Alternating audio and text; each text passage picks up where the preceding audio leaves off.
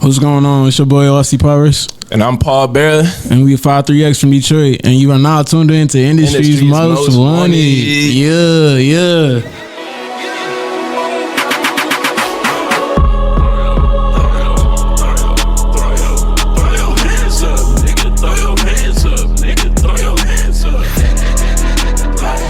What's going on? It is your girl, Tampa Mystic, and we are live. Where we at? Industry's Most Wanted. Industry's Most Wanted. I heard we got Detroit in the building today. Yes, sir. What is going on? Good morning, y'all. How y'all doing? Hey, we doing good. Thank you for being here. Oh, yeah. 53X. Yes, man. Aussie and Paul Yes, in the man. building. Yes, man. Most definitely. Listen, we got a lot to talk about. Before we do that, though, just give me a very brief introduction of each of yourself. Not too much, because we got a lot to talk about. Yeah, I ain't gonna give you the whole lifeline.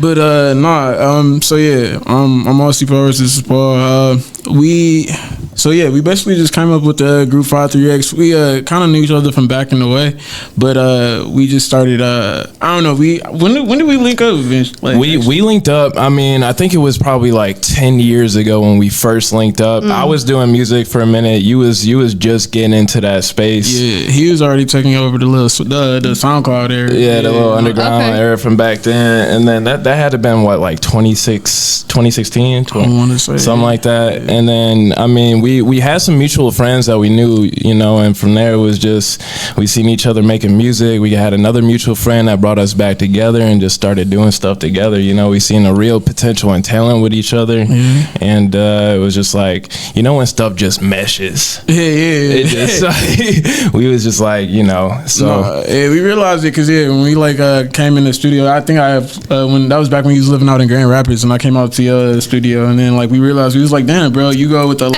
lower part voice, and I go with the higher. We like yin and yang with the shit. Yeah. It matches. I love that. Most definitely. So you both, obviously, like you said, you come from Detroit. Yeah. What would you say is your earliest memory of realizing that music was something that you wanted to pursue professionally? Honestly, I think it was when I realized I wanted to do it professionally, because I always kind of wanted to do it for fun. I always do recitals and shit. I was James Brown for the Black History Play and all of that shit. Yeah, it's sensations. But no, I went to Coachella for my first year, right? And then I'm seeing all these different type of artists on the stage, and I'm thinking to myself, I'm like, damn, I want that. I don't want to be in the crowd. I want to be up on the stage, rocking it out and shit. Right. Hell yeah. Most definitely. I love that. So kind of bouncing that same question off of you, growing up in Detroit, would you say that the city shaped you lyrically and everything? And then when did you realize you wanted to start taking it professionally? We're talking to Paul. I mean, we grew up and we had a lot of influence from the city, from Proof to Eminem and stuff like that growing up. But it was just always in my family's blood, just from the start of it. I remember just being a little young one, and me and my cousins 8 years old would throw on live performances for the family and stuff right in the crib. So it's just always been a thing. And then getting to high school, I seen some of my homies do it for themselves, and I seen them I was 16, 17 at the time, and I was like, I want to do this, show me what y'all are doing, show me how y'all are recording, show me how y'all are mixing, master, engineering, all that stuff. And from there it was just I started doing it, I was like, let me record something, let me put it out, see if people would mess with it. And people was coming up to me in high school and was like, hey, I heard the new song, blah, blah, blah. That's cool. And I didn't even promote it or nothing like that. So from there, I was like, let me just have fun with it and see where it go. And now we here, it's just such a release. It's such a just mind freeing thing. Everybody should have a creative outlet. And it was right there for me. I couldn't agree more. I love what you just said. Everybody needs a creative outlet. Whether you put something in the house, a little space, a little corner, a whole room, whatever it may be, you need an outlet. And I like what you said too, that you were asking questions. How do you do this? How do you do that? Oh yeah. I feel like that's the best way to learn, is just get in there and do it hands on. Right. Most definitely. Absolutely. So Aussie, let me ask you this. Before 53X became official, what initially made you feel like Paul was the right creative partner? Paul? Okay, so I don't know. When I was making music solo, I realized like sometimes people would be like, "Oh, bro, your flow is cool and stuff," but sometimes you have like the high pitched voice and you'll go too long or whatever. And then like I'm like, all right, well, shit, all right, I'll take it. Put a little bit of that depth in there. Put some bass in your voice. That's what I'm saying. So all right, so yeah, so the first time we did it with Paul, I forgot one of our friends was like, "Oh my god, like yo, you found like the perfect balance or whatever." So it was just like, okay, so he adds a little, and then he actually kind of like working with him a little bit. It kind of showed me to add a little bass in my voice, So now you just kind of play off each other more. I don't know. No, that makes perfect sense. Absolutely, because I feel like it's a balance. Just like when you're in a relationship with somebody, they say opposites attract because you balance each other out. Yeah. It's no different. You guys have a partnership, and you balance each other out. So, Paul, from your perspective, what did Aussie bring to the table that made you feel like it was different from the typical, we'll say, rap duo? Man, not only just like the melodic nature that Aussie brings to the table. I mean, it's like a different perspective, just having that melodic feeling to it. Yeah. But also, like when I tell you the grind that this man has, the push and initiative that this man has to just like stay locked into music, stay pushing, stay being like, we need to do A, B, and C. We need to get out here and grind. That was for real. Like, what I really saw, that was like, it's the person who's doing more than the person who's doing the same, would do the same thing in the same position. If you're doing more, you're gonna get further. So I was like, we're good. He learns quick. Was able to get him into engineering and stuff quick like that too. So it was just like on from there. Once you have a dedicated team, that's something I've been looking for a long time, and he brought that to the table. I never heard you talk about it. You about to get all emotional, y'all. I didn't know crying, you crying. Right, exactly. Who's cutting onions? Nah, but you are right. Trying to find people who match your hustle and match your grind is almost impossible. I've been through a lot of people along the way, and it's no shade and it's no disrespect, but they just couldn't keep up. Like I move fast, I work hard. Like I don't have time to babysit, just like you don't and you don't. We grown. We grown. Like wasting my time is damn near wasting my money, bro. I can't no. Time is money. Literally, time is money. So I'm gonna kind of throw this question to both of you, and you can give me your own definition, or you can partner on this. For sure. 5-3X. What does it represent on the creative side, mentally, personally, for the group? I mean, like on the creative side, it's just like it's more of a side to where we can do anything. We could do different music genres. We could do rap. We could do alternative rap. We could do pop. We could do screaming shit. We could basically like you can't put us in a box. Like it's kind of like putting us in a category where we're like so versatile. You can't like limit us. You can't put a ceiling on us. You get what I'm saying? Right. And for the X, we on 10. So everything we do is on 10 regardless. What genre or anything. I mean. We out here in Atlanta, so it's like, and it takes more than just one person to get it going. So with that, it's like if we got a group of 5, if we got a group of 3, we just gonna be going up to the 10th power. But yeah, what you say though? No, I agree. Oh, hold on, y'all got the whole handshake and everything. Okay, I see y'all. Okay, so do you still make music individually, or is everything right now you're focusing on as a group? Oh no, for sure. That was one of the conversations we first had when we first got together. We were like, yo, we do want to do this group, but at the same time we still want to do our individual stuff. I love that. Yeah. And we was both like, equally like we was here with it. Yeah. That's dope, because you want to be able to still stand on your own. Yeah, for not sure. to say something's gonna happen and come in between you guys, No. But your creative outlet is your creative outlet. I mean, if you got the one the need to go record some stuff, release it, blah blah blah on your own, people still. That's why we got together, because people mess with us by ourselves. So you just join forces and double trouble. We get best of both worlds. So this new single, For Fun, Aussie, where was your headspace at when you were creating this record and coming up with your portion of it? Okay, all right. Can we cuss on here? Yeah. Okay, all right. I was just nah. So basically, it was. I'm trying to see how to start. Like we have like a lot of friends, a lot of group of friends. We don't really we don't judge nobody at all. Come as you are type. But like we realize sometimes when people party, they just be partying and then they be turning up off the stuff just you know, for fun, and we like, you know, like we can. The way our mindset is set up, you like okay, we like to party, but also like, you know, like have like a point behind it, like get something done behind it. So we were just kind of like, you know, like why don't we just put that message in the song? Yeah. No, it was like, I mean, a lot of people, you know, similar to what he said, it's like we instead of, you know, just drinking, having fun, we was drinking, we was on a boat, we was having fun, we was having parties, but we still did the music video. And it's like, you could still have fun, but, you know, use it to like get stuff done too. You know, those are the moments that people see and realize, and that they connect with it and want to resonate with it. You know, just put that out there, but at the same time realize like it's not all just like fun. You still gotta keep that workspace and work mode in the back of it. No, exactly. That's a great analogy. You're right, because we do gotta have fun with it, Right? Yeah. But we gotta stay professional and make sure the work gets done. Not party too Stay much, locked you know. in. I'm looking at stay locked in.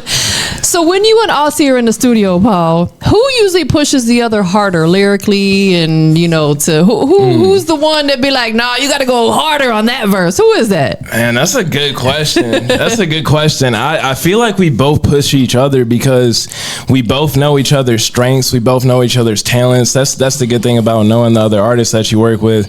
We both know, and we could hear different things in each other's voice to where it's like, no, try that, try this, go up, go down. And I feel like just having that musical ear, you know, just goes a long way. So I think it's a mix of both. Yeah, for sure. It's almost like twin telepathy almost, because you know, like sometimes like when you working on your own part, you'll be like too focused in your head, but your man like knows you so much that he'd be like, bro, if you like do it this way, I know your voice, so I'm hearing it from you, you know, like just do it this way. And Right. like, oh shit, damn, you was right. Damn. Right. Yeah. Who better to know your sound and your voice outside of yourself than the person you work with all the time? Exactly. Period. Yeah. Most definitely. And also, like, creating music, you have complete hearing loss in one ear. Yes, man. To me, that's incredible. Like, I couldn't imagine, you know, have you always had hearing loss in one ear? Okay, so yeah, I was born that way. Yeah, complete. Right or left? Right. Okay. So I got like a tattoo of a mouth behind my left ear, so people know which ear they're talking to. Oh, wow. Okay, that's clever. Yeah, because I got Catch 'em on tired. the Everybody was left like, "Wait, which ear is it?" I'm like, "Bro, look, I'm just gonna get a tattoo here. This is a good ear." But no, yeah. From jump, a lot of people kind of tried to tell me like I wouldn't be able to do this, and I don't like when I don't know. I just never really liked when like somebody told me something that I couldn't do. Right. So like, you know, it's like the music is like a deeper meaning for me, you know, in a way.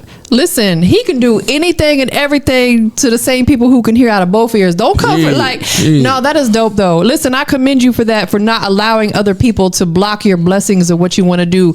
Do you feel like that kind of reshaped how you feel and hear your own music, you know, only being able to hear out of one ear? Like, I don't even know how to explain it. No, it's actually kind of crazy. So, for one, like when I record, I kind of I have to have like, you know, most people have the headphones on. I have to have one like halfway on my ear, halfway off. Got you. You know, because normally somebody have like one ear on and one off. Yeah, but don't catch them with them both on.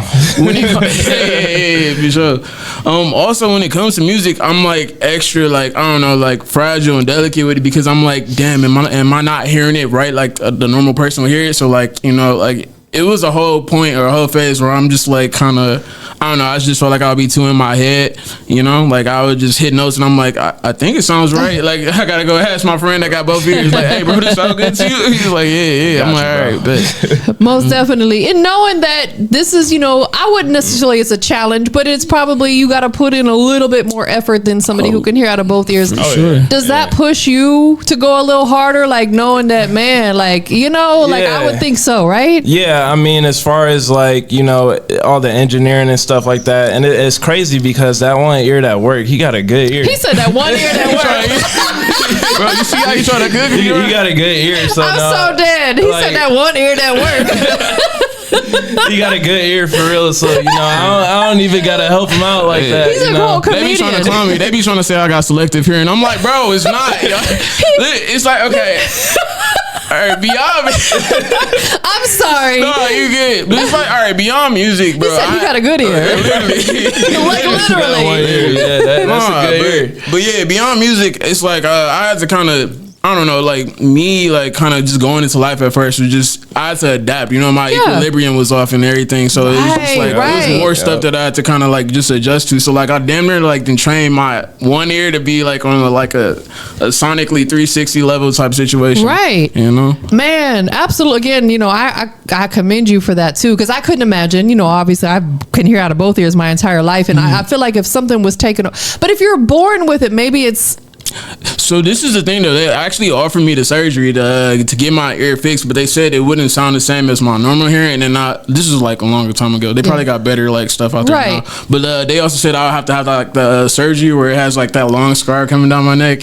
And my parents they was real. They gave me the option. They was like, "Do you want to do this? We're not going to like force you to do it. If you do, you can do it. If you don't, then don't." And I was like, I don't know how. I'm already like feeling like this is like when I was young. I'm like, I'm already feeling like a weird kid. I don't need to. I don't need a scar coming down my neck right now, you know. But you've lived with it your entire life, so it's like if you're cool with it, then stick with it. Exactly. Most definitely. So you did a mini tour.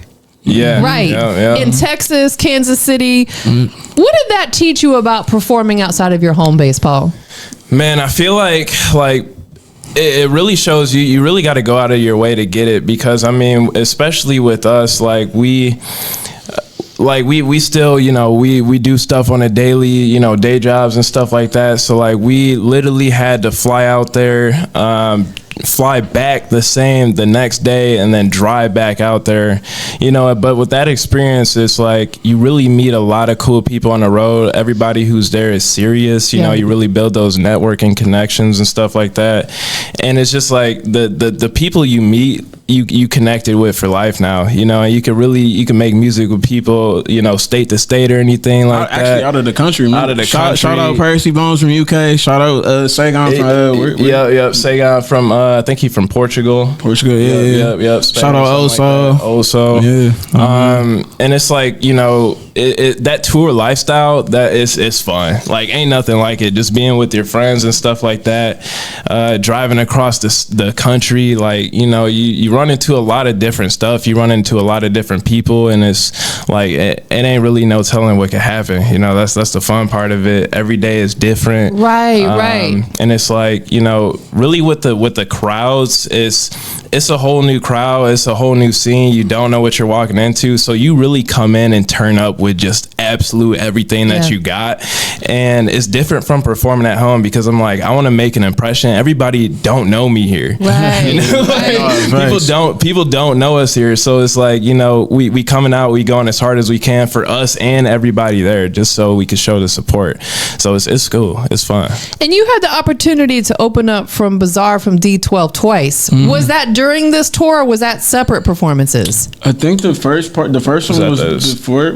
Was the first one before the tour? I think it was before. Yeah, and the second one was after. So yeah, it was like Bizarre, then the mini tour, then Bizarre hit us back again. He's like, "Yo, the last one was late. Come back and perform with us." So, did you learn something from that, opening up for another big artist? Like, as far as like learning, what do you mean? Like, because I feel like being on them stages, they're professional. They know how to do sound checks. They know to show up on time. They know this. Was there any lessons that you took or anything you learned from, you know, seeing how he moved? I would say that crowd work. Yeah, the crowd. I mean, but that's already been. We were just thriving in the moment for real. We like appreciated the professionalism, because, you know, like starting off, sometimes like not all shows are always like that professional. Like stuff happens. Like people like, I don't know, sometimes hosts are late, you know, artists are late. Yeah. And then, we just kind of liked working or showing our craft and talent from a more professional level. So if you go on tour again, what will you do different, if anything? I feel like, I don't know, just more banter with the crowd. Like, I kind of like started to realize, like, towards the last one, like, you can perform and, like, you know, put on a great performance, but like the thing that like kind of brings the crowd in the most is like what you say in the middle and the between your songs, you know, like when you have that little that intimate connection with the crowds.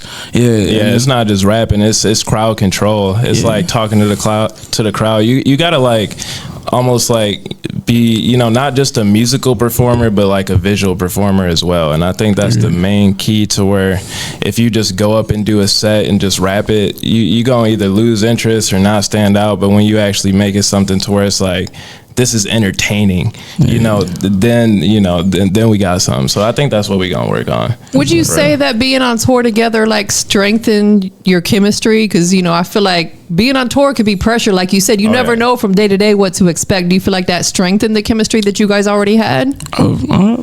Man, it's days like that to where it's like you wake up and you just mad at everybody you with, because it's like, bro, it's like, why are we doing this? Why, like we just got back. It's 3 a.m. like, people doing stuff in the morning and stuff like that, and it's like we got to go to sleep for the next show and this and that. So it's like it really tests your character and stuff like that. But once you get through that, it really it just makes the whole group stronger. Absolutely. Yeah. So, Aussie, let's talk about Scream 2, the album, the sequel. For sure. What was your personal goal, you personally, and we're going to get the answer from both of you guys. What was your personal goal with this project? Okay, so 53X, originally we had the first Scream album last year, and one of my favorite holidays is like Halloween, but and also shout out GGB Def Squad, like that's who we went on tour with. But also that year we linked up with those guys too, and we were all like, we all like Halloween, and we all from Detroit. We just kind of wanted to give like a perspective on just like, I don't know, like it's kind of like we wanted to paint like a scary movie through music, but like from Detroit's perspective. You get what I'm saying? Like, because like a lot of people like they heard of it, but all they really know is 8 Mile, so they don't really know like what's going on and some of the stuff that's going on and like the different type of scenes, and just like it's like it's a loving place, but like definitely got its dark and gloomy moments, for sure. And we just wanted to like make people feel that within the project. Absolutely. Oh yeah. And what was your goal with the project? I mean, with my goal at least, like Aussie said, we linked up with GGB Def Squad. Shout out GGB. That was our first tape that we put together with another big group in the same city. So it was only like, we're both doing big things. We both want to collab. We both want to, just gather our expertise and launch it together. So, that helped us put together like a couple of different shows throughout, the Halloween season and stuff like that. And then to just, not kind of like Aussie says, like we just wanted to hit some Detroit stuff, but like with some horror aspects to it, because not a lot of people are doing that in Detroit. It's more just like, the city rap and stuff like that. So we wanted to give some jams to where it's like, okay, this can be played, at a hardcore show. This could be played at a rap show. We could do this at the Bazaar show, stuff like that. So, just to collab and kind of just open up, what's possible. Most definitely. Absolutely. How do you feel that this album represents 53X right now compared to your earlier releases? So our early releases? Yeah. That one, I feel like that one was more cinematic and theatrical, like the other one was just more about energy and adrenaline like based type project. Club X was just like, we just want you to turn up and rage. This one, we still wanted you to turn up and rage, but we kind of like just wanted to paint it more on the canvas. You know what I'm saying? Just kind of give you more visually. More, yeah. Most definitely. So you guys are both very rooted in your city and as independent artists. What do you feel like is something that artists sometimes lose when chasing like that mainstream success? We should never chase it. We should allow it to come to us. Do you feel like some artists lose themselves within that? Oh, for sure. 100%. Yeah. And what do you, I'll let you go first. Then what do you guys do to make sure that you don't end up in that same position? Like, I'm chasing this, I'm allowing it to happen as it's supposed to. I would say I just study the game, man. Like, I don't know. I like live this stuff, so I live this. So it's like, I just kind of watch everything. Like I watch multiple different artists. I watch where they messed up at, and I'm like, okay, I know not to do that. Learn from others. Yeah, literally. Most definitely. It's like, I mean, and to be real, it's like, especially in the underground and, in the Detroit scene and stuff like that, it's like, especially with our city, so many people fold, and it's like they just maybe go back to making the standard Detroit rap that everybody's making and so forth. So it's just sticking to your roots, being yourself, just not folding under that pressure. I mean, we're not here to be a copy of another person. We trying to be ourselves. So, in that sense, it's like we really just try to stick to our roots. We try to stick to what we like to do. We try to, you know, branch out and do other stuff because, you know, not everybody's gonna like one genre. Not everybody's gonna like this genre. But if we like it and we know that, you know, we're putting out stuff that we like, not just for the industry or for the listeners, but for us, you know, then we're doing the right thing at that point. Have you ever had a challenge with this guy right here where like you had a disagreement and you had to work through it? Like I'm talking a big one. Give us the tea. She's trying to get some tea with this. Give us the tea. I don't know, bro. I was just gonna say, bro. Honestly, that's also one of the good reasons that like I mess with this guy is just because it's like I didn't be in so many different groups and like tried to work with so many different people, and I'm like a really like foregoing person where I'm just like, you know, but like a lot of people it's easy to clash with, and this guy I just really don't clash with on a lot of things, like nothing. Right. For That's real. dope, man. Yeah, so you truly have like a brotherhood with each other. Yeah, for sure. This one's That's Tizzy. beautiful. Right. That is super, super dope because it's rare. Real is rare. Literally, Right. bro. Slim to none. Right. Yeah, slim, like that big. Yeah. So, Aussie, you're into fashion design, snowboarding vlogs, podcasting, a lot of different things outside of music. How important is that for you to tap into other arenas, other areas besides just being in music? Well, especially in the current rap state, or just like, you know, in 2026, you know, you can't. It was a time where you could just, you know, just be like a musician and that was it. But like nowadays, you know, you kind of gotta like add like the extra flair to it. So I was just like, all right, well, I like besides music, I do a lot of other cool stuff in my life. So it's like, for one, like, you know, like I didn't even notice until my man's Bobby, shout out Motor City 313. He put me hip that like less than 2% the black community like do like, you know, winter sports or like snowboarding or stuff like that, you know. So I was just like, damn, that's actually a talent in its own. And I'm like, yeah, we should definitely just take this and vlog with it, because, you know, a lot of people don't like go out there and do that, and we just kind of, you know, we just kind of want to like put more like color on the slopes, you know, because like a lot of people, is scared to, you know, do the type of stuff, you know. So it's just like we just trying to show them that like we could do it too, you know. 100%, as you should. I see you got your goggles on. Oh yeah, for sure. You be wearing those? Yeah, most definitely. I got like a whole collection. So That's dope. And you're also obviously into fashion. I was complimenting you when you came in. Thank you. Is it a sweater, I guess you would call it? It's a sweater. Yep, really dope. Thank so you. It's fashion, content creation being part of your world. How do you feel like, you know, having that niche for fashion expands what you guys are doing beyond music? I mean, like it's everything, you know. Fashion is just another branch of ourselves and another branch of our personalities, you know, and it kind of goes with the music.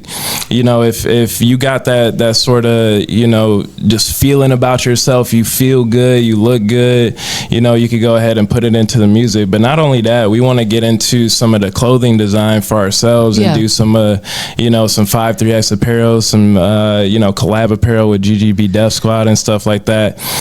Just because, like, you know, especially in music too, like I said before, like people might like the music, but people that like artists the most, or like the highest performing artists, they buy into them because of the brand. Right. They buy into them because of the brand. Exactly. That is a fact. You just nailed it. Mm-hmm. Yeah, because you think about every big brand out there. Yep. I don't care who it is. Coca-Cola, McDonald's, it's the brand. Yep. We know McDonald's don't have good food. Right. I don't eat it personally. I used to.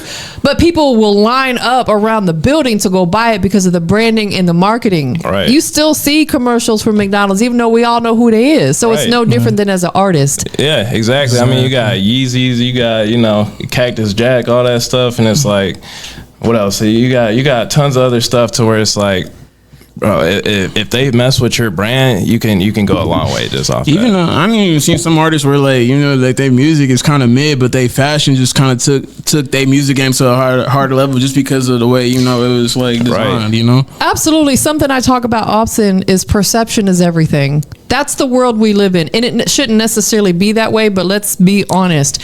If somebody walks in the room and they dress like a bum, they smell like crap, they smell like BO, and Literally. we don't take them as seriously, you know, because we're like, oh, they don't take care of their temple. So Yeah, how? How we? If you don't even take yourself seriously, how are we supposed to take you serious? Exactly, 100%. So you're right. So it's like if you have a good fashion sense, not saying that's going to replace having good music, but you know, if the music is maybe mediocre with some artists, they can work. That's something they can work on. You know, fashion sense they can too. But I feel like when people stuck in their ways, you know, that's how they want to dress. That's what they're gonna do. Yeah, it'd be stubborn. Most definitely. So if somebody were to listen to your music or not listen to it, what do you feel like would be the thing that they would get from it by listening to it, or what are they going to miss by not listening to it? You gonna miss the rage. Miss the rage, miss the party, miss the deep introspectiveness. I mean, you know, it's not all rage either. Like, No, you know, no, some of the for sure. stuff is just talking about the struggles and the hardships. Is just being in the underground industry and stuff like that. You know, so it's like tap into like just real life. You know, a lot of these artists that aren't in the underground, it's hard to relate to. Right. Our stuff is relatable. You know. So if I've never heard your music before, Aussie, Okay. and I'm tuning in for the first time, what song should I go listen to first that's really going to define 5-3X? Is it fine 5-3X? Ah man. As of right now, I would say for fun. Okay. Or Every Day is Halloween. Every day is Halloween. That's what I was gonna say. That's a good one. That's a good Every one. day Cause is like Halloween. that one really kind of like I said, us individually, we done already like did like versatile stuff. So now we're like we have like a lot of stuff together. But that one was kind of like, I don't know, we just really like hit people left field with it because it's kind of like a mellow rock song, and it's just like basically talking about how.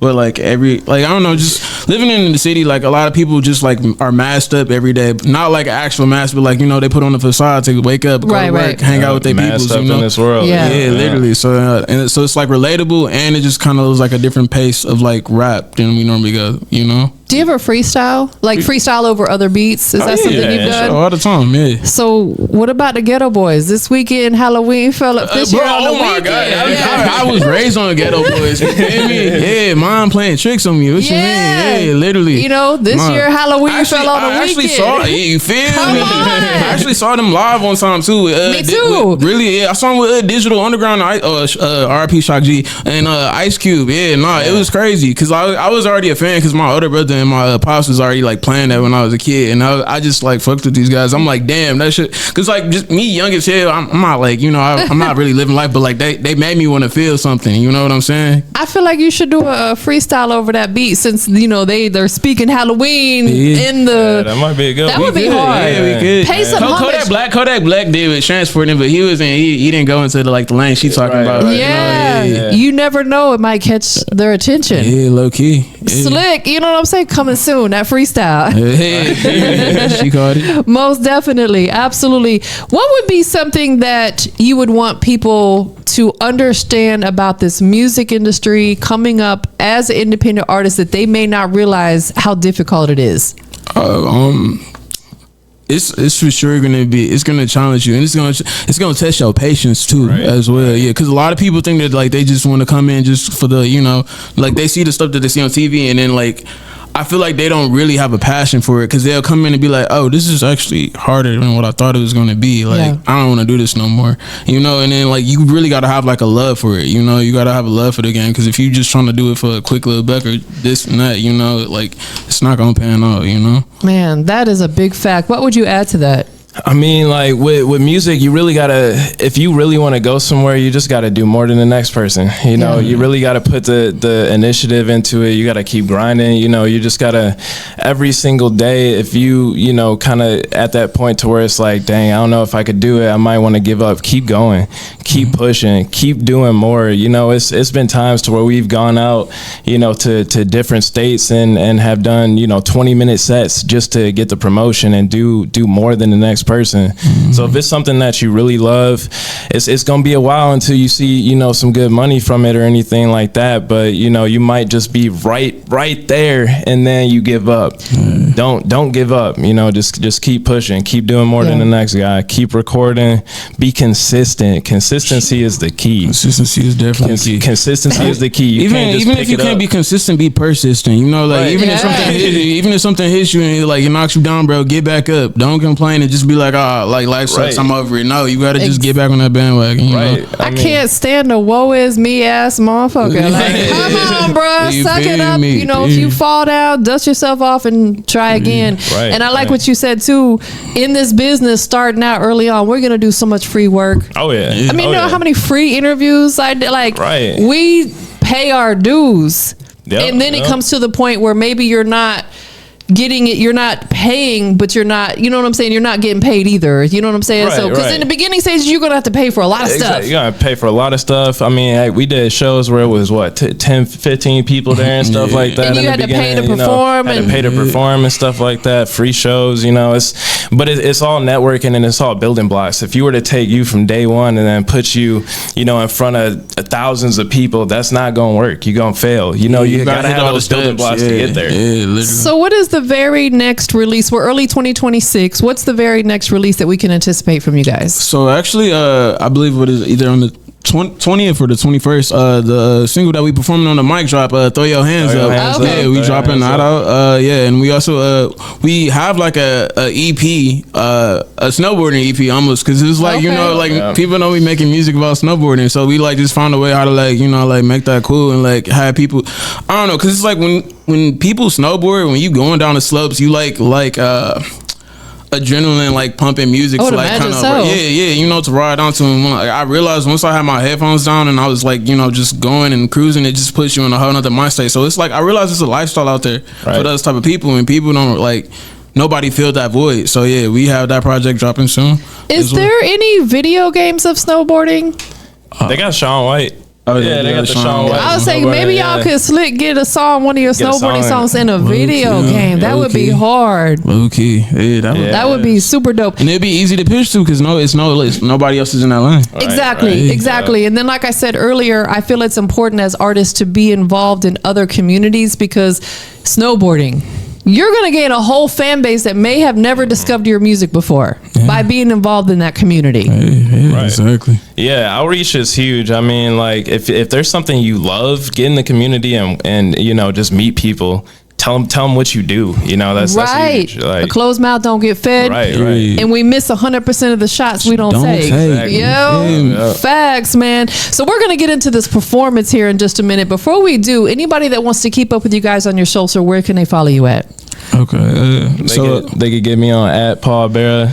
spell it out. PAULBERRA. Yeah. And if they want to get at me, so they can get at Aussie Powers _ AUSSIEPOWERS _. And if you want to follow the group page, with the follow 53X _ official. That's 53X _. Underscore. And while we're here with you, Aussie, who do you want to give thanks to for loving you and supporting you through your journey? Thanks. Shit. Just friends and family and everybody, like the real friends, not the. Cause all right, when you do this music stuff, sometimes it's like you gotta lock in, and then like your friends will like kind of like hit you up and be like, bro, you want to come out? You want to pop out? And I'm just like, nah, I'm tapped in right now. And then sometimes certain people might take that as like, oh, he thinks he's better than me. But no, I'm just like that focused on my craft. But like the real ones, they understand. They like, okay, bro, we get you, and then like they still show love, and then that means the most to me out of anything, because it's like the fact that like like I didn't turn down like 5 different events to come and hang out with you, and you still like show me love, send me memes, that shit like it hits like a soft spot for me. No, absolutely. I get it. I get it. It hits harder sometimes than like your family or whatever, because For like you're sure. supposed to be my partner. Literally, man, for sure. Absolutely. Who do you want to give thanks to? I mean, hey, I want to give thanks to all the supporters. I mean, everybody who supports us, our music and stuff like that. All the friends and so forth. I mean, we wouldn't be here without them. Everybody who pushes us to keep going. Everybody supporting the shows. I want to, shout out my family, my mom's. I know she's my #1 supporter. I love it. And so forth. So, I think it's really just everybody who's seeing the vision, everybody who's here for the success, and everybody who just want to see us win. Thank you. Oh yeah, and it should have been first, but shout out God for sure. You keep us to persevere and keep it going. Like I feel like what's understood doesn't have to be explained. It's all glory to God. Exactly. So my last question is this: where we at? Industries. You better tell them the big one. Hey. Wanted. Aussie, what makes you the industry's most wanted? What makes me the industry most wanted? just the versatility and the different type of flavor and style that we coming with, or me, like, you know, like he got his own flavor and style that he come with, and then I do too, and it's just like something that the game don't even have, you know. So it's like, this is what we missing in the rap game for sure. What about you, Paul? I mean, it's the versatility, it's the consistency, it's the want to do more, the want to, you know, just take advantage of all the benefit that we got, everything. We're blessed at the end of the day. So for us to not be able to do it and not be the most wanted, I mean, hey, you know, we ain't doing something right. So it's just, you know, just making sure that all of us, you know, just keep pushing, keep going, and you know, we ain't gonna stop, because this is what we love. That's why we industry's most wanted. This is what we love. Oh wait, no, that's a Diddy reference. No Diddy. Well, thank you both for being here today. About to get this performance popping. Yeah. We out of here, y'all. Hey.